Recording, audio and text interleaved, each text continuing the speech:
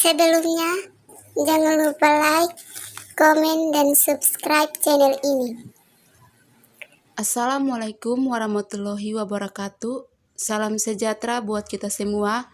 Saya atas nama Yakoba Karmelei. Saya akan mewakili anggota kelompok 5 kelas A. Baik, di sini saya akan membahas materi mata kuliah Teori Sosiologi Klasik dan Modern. Pada mata kuliah ini, saya akan membahas topik mengenai sejarah perkembangan teori sosiologi.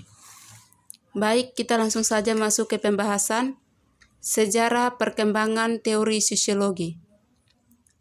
Manusia telah memikirkan dan membangun teori tentang kehidupan sosial sejak zaman paling awal dalam sejarah, dari zaman Romawi dan Yunani, zaman skolastik, abad pertengahan, Renaissance, sampai era Aufklärung. Sampai dengan abad ke-18, setelah terjadi revolusi politik dan revolusi industri di Eropa, mulai ditemukan para pemikir yang secara jelas disebut sebagai sosiolog. Tetapi, sekitar 500 tahun sebelumnya, ada karya pemikiran Ibnu Khaldun yang secara historis diakui oleh para sosiolog pada masa ini. Beliau menghasilkan beberapa karya terkenal termasuk Al-Ibar wa Diwan, Al-Muqtad wa Al-Khabar. Kitab ini mengandung 6 jilid dan paling terkenal yaitu Kitab Muqaddimah. Sehingga kini kitab itu menjadi rujukan umat Islam, khususnya dalam ilmu kajian sosial, politik, filsafat, dan sejarah. Kitab Muqaddimah menguraikan beberapa peristiwa dalam kehidupan masyarakat, proses pembentukan negara, faktor kemajuan serta kemunduran, selain merangkan beberapa perkara yang berkaitan dengan bidang perniagaan, perindustri, dan pertanian. Karya Ibnu Khaldun yang menakjubkan ini menjadikannya bergelar sebagai prolegomena atau pengenalan kepada berbagai ilmu perkembangan kehidupan manusia di kalangan ilmuwan barat. Baik, di sini kekuatan sosial yang berperan dalam perkembangan teori sosiologi. Yang pertama, revolusi politik.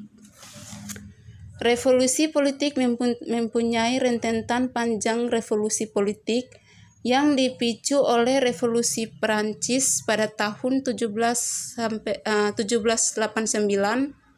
dan revolusi yang berlangsung sepanjang abad ke-19. Merupakan faktor yang paling besar perannya dalam perkembangan teori sosiologi. Yang kedua, revolusi industri dan kemunculan kapitalisme. Di sini revolusi politik dan revolusi industri yang melanda masyarakat Eropa terutama di abad ke-19 dan awal abad ke-20 merupakan faktor langsung yang memunculkan teori sosiologi. Nah, kita masuk yang ketiga, kemunculan sosialisme. Baik, di sini kemunculan sosialisme mempunyai seperangkat upaya perubahan yang bertujuan menanggulangi ekses sistem industri dan kapitalisme. Kapitalisme itu dapat dimasukkan dalam istilah sosialisme. Nah, kita masuk yang keempat, feminisme. Dalam satu pengertian, selalu ada perspektif feminis, dimanapun perempuan disubordinasikan dan mereka disubordinasikan hampir di mana saja mereka tampaknya telah mengakui dan memprotes situasi itu dalam berbagai bentuk feminis. Baik, kita masuk yang kelima yaitu urbanisasi.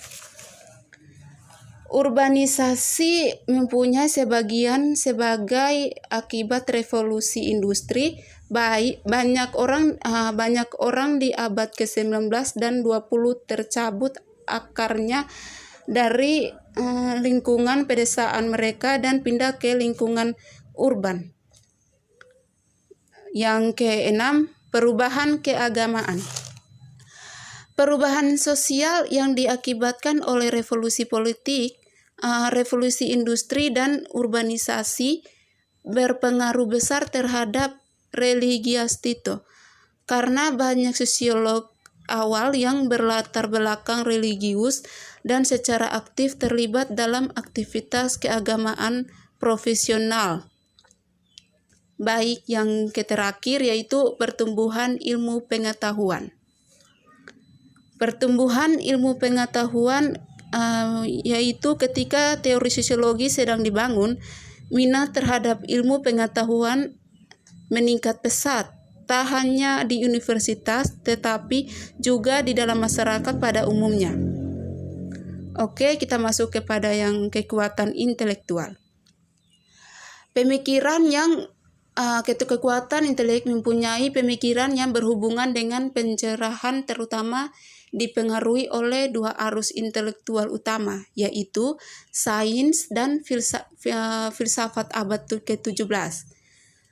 Nah, di sini filsafat abad yang ke-17 berkaitan dengan karya pemikir seperti René Descartes, Thomas Hobbes, dan John Locke. Di sini secara keseluruhan, abad pencerahan ditandai oleh keyakinan bahwa manusia mampu memahami dan mengontrol alam semesta dengan menggunakan akal dan riset empiris.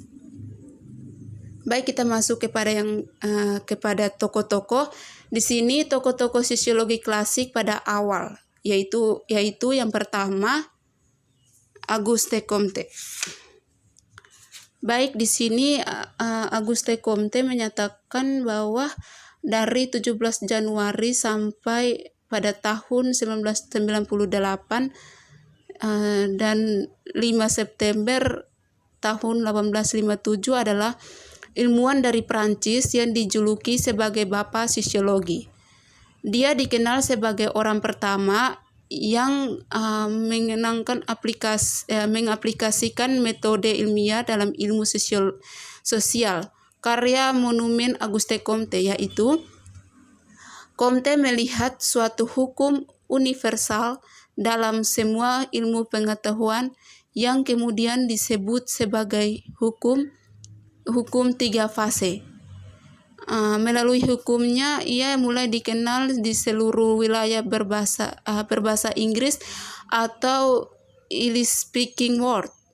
Menurutnya, masyarakat berkembang melalui 3 fase, yaitu yang pertama teologi, yang kedua metafisika, dan yang ketiga tahap positif atau sering juga disebut tahap ilmiah. Kita masuk pada tokoh yang kedua, yaitu Max Weber. Di sini Max Weber adalah seorang ahli ekonomi politik sosial dari Jerman yang dianggap sebagai salah satu pendiri ilmu sosiologi dan administrasi negara modern. Karya utama berhubungan dengan rasionalisme dalam sosiologi agama dan pemerintah, meski ia sering menulis di bidang ekonomi. Esai Weber mempunyai etika Protestan dan semangat kapitalis, yaitu karyanya yang paling terkenal. Ya, di sini dikatakan bahwa tulisannya ini tidak boleh dipandang sebagai sebuah penelitian yang detail terhadap Protestanisme, tetapi tentang interaksi antara berbagai gagasan agama dan perilaku ekonomi. Baik, kita masuk kepada para tokoh yang ketiga, yaitu Emile Durkheim. Dalam The Rule of Sociological Method pada tahun 1895 sampai 1982, Durkheim menekankan bahwa tugas sosiologi adalah mempelajari tentang fakta-fakta sosial. Nah, di sini juga terdapat bukunya. Dalam bukunya dalam bukunya yang pada tahun 1897 sampai dengan 1951, Durkheim menghubungkan antara perilaku individu seperti bunuh diri dengan sebab-sebab sosial atau fakta sosial. Baik di sini Durkheim juga membedakan antara dua tipe fakta sosial, yaitu material dan non-material. Tetapi perhatiannya terhadap faktor sosial non-material terlihat jelas dalam karyanya. Baik di sini dalam karya Durkheim yang terakhir, The Elementary Form of Religious Life, ia memusatkan perhatiannya pada bentuk fakta sosial non-material, yaitu agama. Temuannya adalah bahwa sumber agama adalah masyarakat itu sendiri. Masyarakat yang telah menentukan bahwa sesuatu yang sakral dan yang lain profan.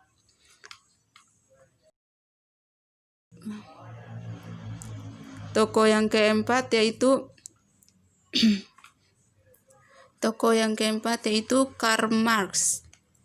Secara garis besar dikatakan bahwa Karl Marx menawarkan sebuah teori tentang masyarakat kapitalis.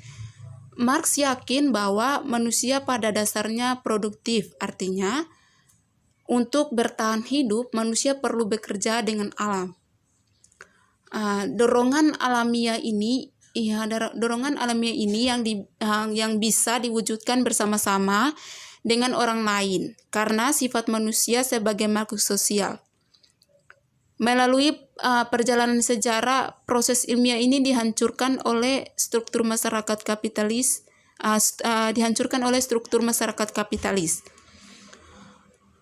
Aliensi terjadi karena kapitalisme telah berkembang menjadi dua kelas, yaitu sejumlah besar orang sebagai pemburu. Di sini Marx berpikir tentang dampak kapitalisme yang menyebabkan kontradiksi dan konflik. Oleh sebab itu, ia menawarkan masyarakat tanpa kelas atau sosialisme. Kita masuk yang kelima, Herbert Spencer. Spencer sering dimasamakan dengan Comte terhadap perkembangan sosiologi. Kekasan Spencer sebagai seorang Darwinis sosial menganut evolusi, bahwa masyarakat tumbuh secara progresif menuju keadaan yang lebih baik. Ia juga menerima panduan Darwinian bahwa seleksi alamiah juga terjadi dalam kehidupan sosial. Spencer menawarkan teori evolusi dari masyarakat militer terhadap masyarakat industri. Pada awalnya, masyarakat militan adalah masyarakat yang terstruktur guna melakukan perang yang definisif maupun ofensif. Sering dengan tumbuhnya masyarakat industri, maka fungsi masyarakat berakhir dan lahirnya masyarakat industri yang didasarkan pada persahabatan dengan tingkat kolerasi yang tinggi.